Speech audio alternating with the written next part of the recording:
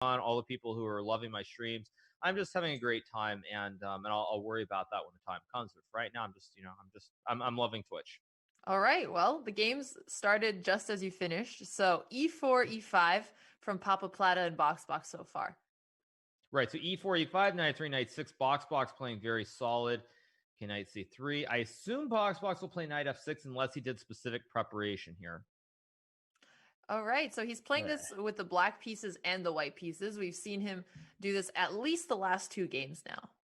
Yeah, I'm not a fan. I'm not gonna lie. I'm not a fan of BoxBox doing the setup with black. With the white pieces, I feel like it's more thematic. I think when you lose the tempo and play this as black, it's a little bit iffy.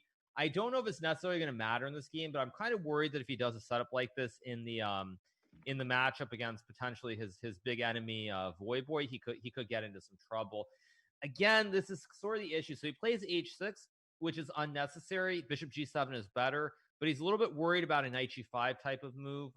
So I understand it, but I do worry that against someone like Voyboy or Hutch, he could get into trouble. Okay, so BoxBox plays d4. Very good. Papaplatte plays d4. Oh, yeah. Sorry, Papaplatte. Right, and now we're going to see an interesting opening because BoxBox needs to find a couple of good moves here to stabilize the position, or else he's going to end up way behind in development. Again, he's pushed 3 pawns. Papaplatte has only pushed 2. Right, and I think that Papaplatte found d4 is very important here because he grabbed the center very early, and it seems like for some reason now he's going to have much more space because BoxBox is playing this so slowly. Right, and I think again, BoxBox has to be very careful because the pawn on h6 is under attack long term. Let's say white goes bishop to e3 or moves the knight. At some point, bishop e3, queen d2, lining up the battery towards the pawn on h6 could cause BoxBox a lot of problems here. And do you think it would be better for Papaplatte to go for castle kingside in that scenario? Based on the rating differential, based on the rating differential between Papaplatte and BoxBox, I feel that the best chance for Papaplatte to win is to play aggressively and try to attack. So I would go for something that's as imbalanced as possible, and the best way to get that is to castle the queen on the queen side, if possible. Fair enough. Well, he just retreated his knight. He could have also protected it, how you mentioned, with bishop e3 or taking the knight on c6. But, he saw that threat, and he's not worried about the bishop taking on f3 because then he would really damage and weaken the king side. You mean c3, right? Yeah, c3. Okay. I keep putting the arrows there. That's all good. So we're going to listen in, I guess? Yeah, let's take a listen on BoxBox's stream.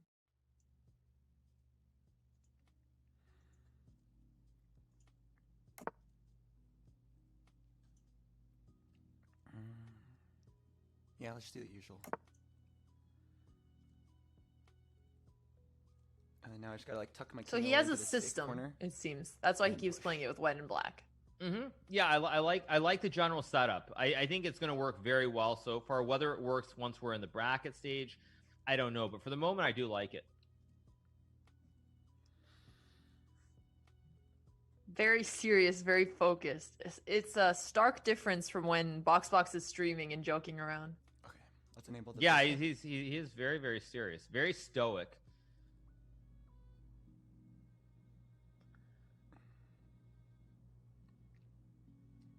Papaplatte decided to castle on the king side.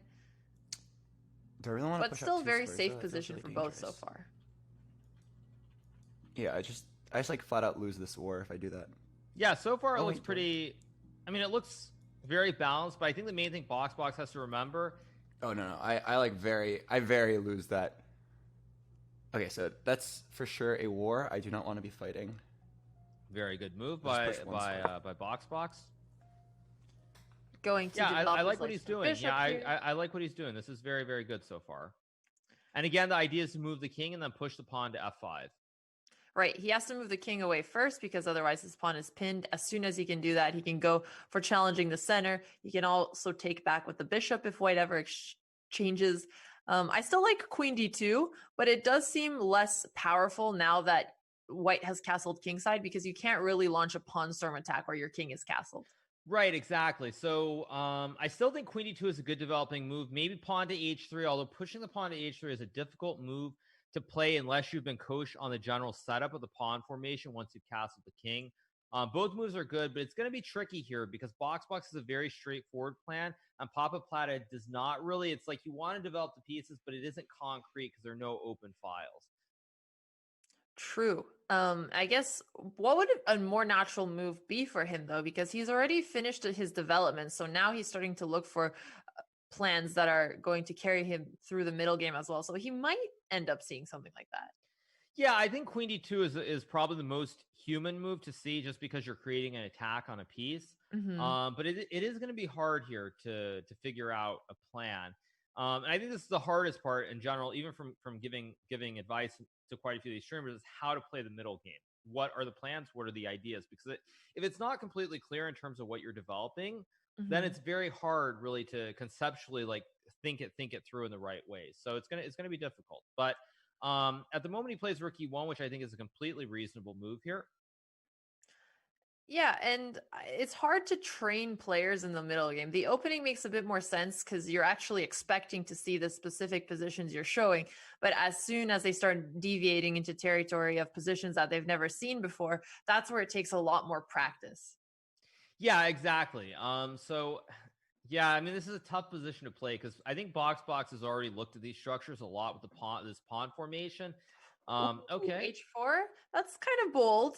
I like it though. Even though it's objectively a bad move, I like it because it's going to confuse BoxBox. Actually, you can see his look. He's got that tilted head look, like he's confused. So, it's probably wait. Papaplatte has wait. Papaplatte has his hands over his face. Was that a mouse slip? Wait. Oh no! Did you see that? Wait. Was that a mouse slip? Because he had his hands over his mouth. Was that a mouse slip? Yeah, very possible he was trying to go for H3 instead from his audience reaction. No. Oh no, it wasn't. Okay. Anyway. Okay. So BoxBox continues with F5. Okay. Chad is telling me no. He just does that. Okay. All right. Well, I don't know how often we can trust Chad, but I guess we have to trust somebody here. Are you really telling 60,000 people or whatever the number is that they're that they try to mislead? Be careful. Sometimes, of course they do, but they know that it's part of the fun. Okay, so BoxBox continues with F5 here. So they're both pushing the pawns near their king side. This is a plan that BoxBox was going for regardless. What ideas do you think would be good for Papaplatte to continue his attack? I think he should try to attack, like maybe pawn to h5 here. I think would be an aggressive move, which I really like. Again, the position is kind of hard to play. It's very closed. It's centered around just like basic concepts. But the one good thing that I would add here is that because BoxBox has his king on h7, if he tries to bring the bishop down with the pin, there will always be a knight to g5 fossil check, and then you can win the bishop on g4. A knight g5 fossil check. Okay, well, those are some deep ideas to see. But I do think it's natural to just continue pushing the pawn once you've already gotten it to h4. He did play bishop e5 instead, which is a strange move because his bishop was well placed on c4, and he shouldn't actually try to attack the knight on c6. Yeah. So, okay, so now knight takes pawn should be played here. I assume that he will see it. That's a very thematic move. Nothing is really under attack. There are very few pieces in the center here. So I think one thing that's good for BoxBox. Yeah, so now this is what I was going to say. So if black was bishop g4 here, then you have knight fg5, making the fossil and winning the bishop on g4. Bishop g4, and it is a natural looking move, although what else? It's actually a very natural move. But my point was because the king is on h7, where it normally isn't, that's like it lends itself to this check. Whereas because the king is normally not there, BoxBox would probably automatically play bishop g4. So I think in this case, for Papaplatte, it's very nice that the king isn't on g8 and that it's on h7. So if bishop g4, you end up losing. And chat, by the way, a fossil check is the new term for a discover check. After 2,000 years, we need to update the terminology, and it's no longer a discover check. It's a fossil check. Because you discover fossils. Yeah, because you make the check. Yeah, exactly. Well, I don't know. Ask XQC. Anyway. I mean, I think that's a pretty straightforward way to think about it. BoxBox grabs the pawn on b2 instead. So he's just going pawn grabbing here. Now he's forcing Papaplatte into rook b1. It's an intuitive move and the only decent move here, other than if there's some type of crazy attack that I wouldn't expect any human to see here, other than maybe you, Hikaru.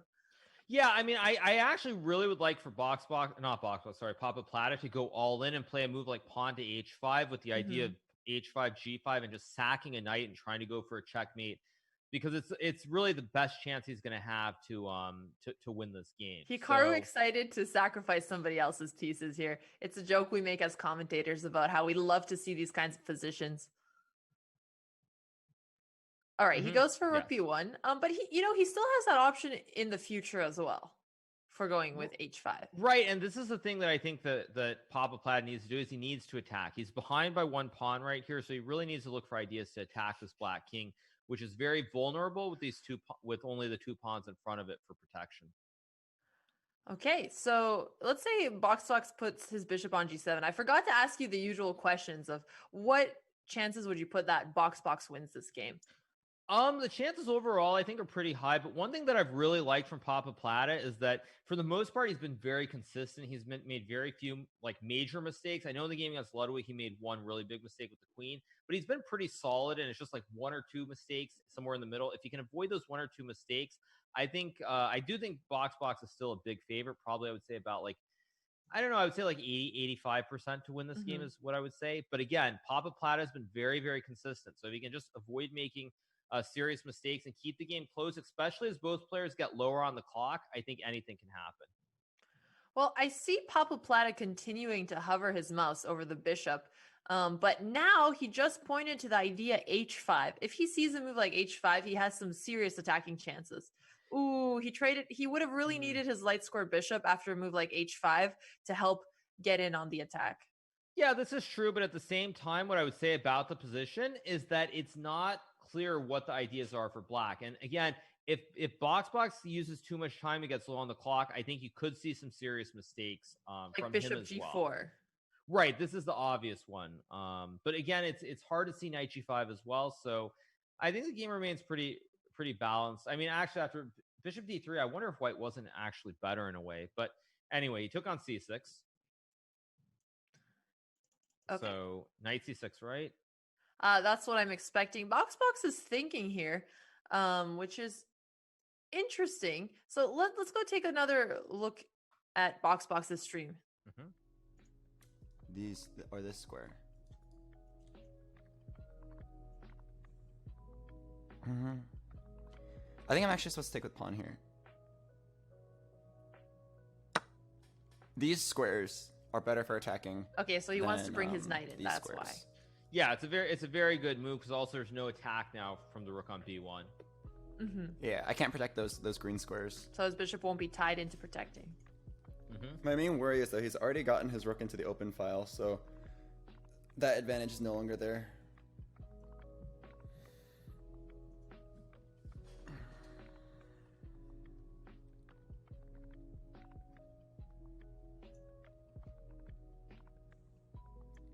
Okay, so I have my game plan. This pawn is so loose. All I have to do is just drive this knight off somehow. Oh, I wonder if we're going to see if he gets bishop g4. Oh, crap. I could have done that if I took. Oops. Oh. Wait, the knight's gone. He looks a little shocked. Yeah, I think certainly he is shocked. The knight is in the center now. Oh my god, it's base destroying time. We can execute our plan. Okay, so it sounds like he wants to take this. I'm not too scared if he takes that. I don't really care about my queen side of the board. What do you think of his bold strategy to give up his pawn? I think it's the best move in position. It's one of the simplest moves also to get more of an attack going, so I really do like the move. Wait a second. I see something kind of interesting. Oh wait, no I don't.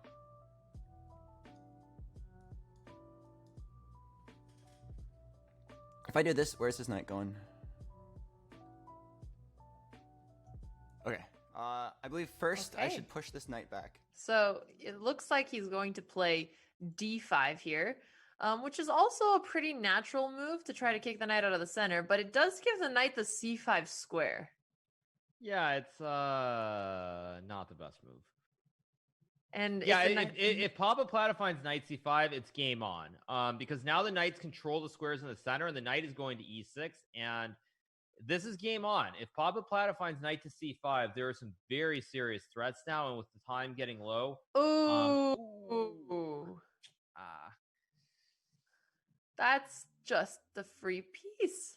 Yeah, so this is what I was going to say with Papaplatte. One thing that's been really nice to see is that he's playing generally very sound moves and not blundering. Unfortunately, it feels like at 1 or 2 points in the middle, he always makes 1 or 2 mistakes. He makes 1 or 2 of these mistakes from which he really can't recover from. And it's like you see, as soon as he does it, he realizes. And so, I mean, it takes a lot of mental fortitude and sort of the pressure of finding move after move without making a mistake is difficult. But again, I think that certainly going forward, he needs, if he can find a way to keep that concentration and focus for a few more moves and avoid making these big mistakes, he's going to have a shot. So a shot against Nim, I would say. So like here, see, he finds knight c5, but it's 1 move too late because he made the blunder first. Right. But there are a lot of promising signs from Papaplatte, definitely. I am very impressed because when I first saw him coming into the event playing on stream before getting any coaching, I felt that he would be one of the players who might struggle more, but he's been doing very, very well. Well, let's also take a look on his stream in that case. So you're pulling up Papaplatte here. Okay, ich kann den rein theoretisch nehmen, dann kann er den nehmen, dann kann ich das. Nee, das geht nicht. Der hängt. You can use your German now to explain what he's thinking. Oh, no, please, no. Not another piece. Come on, Papa. Alles gut. No, nein. Das ist der einzige Zug eigentlich. Oh no. Oh, 999. Fuck, dude! Ja, RIP. Feels bad. Fuck, dude! Oh my god. Boah, sorry, Chat. Dude. Ey, wir waren in diesem Match schon wieder 3-mal oder so, diesen Punkt, wo ich nicht, oder eigentlich schon die ganze Zeit. Schon die letzten 5 Minuten bin ich an einem Punkt, wo ich nicht weiß, was ich machen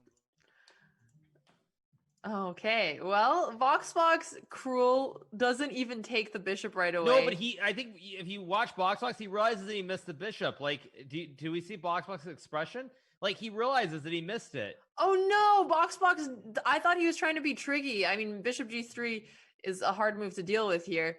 No, blunder fest today. That's a little tough. However, he is still winning the game. I think, fortunately for him, it's not a mistake of that's going to change the outcome, I don't think. But certainly it's going to affect him mentally, the fact that he missed that free bishop. Right. I wonder if he was getting a little too comfortable there. I mean, he already won 1 piece. He's going for the attack.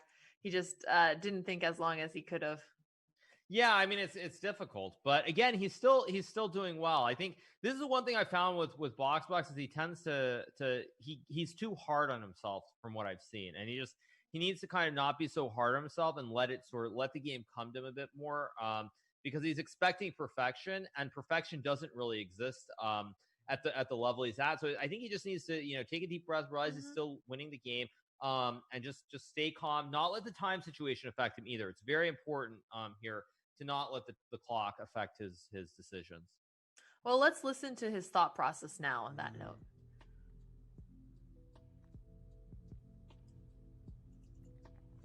I think I'm just going back.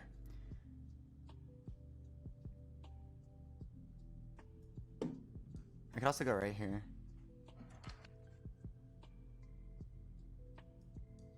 Oh, I'm running out of time.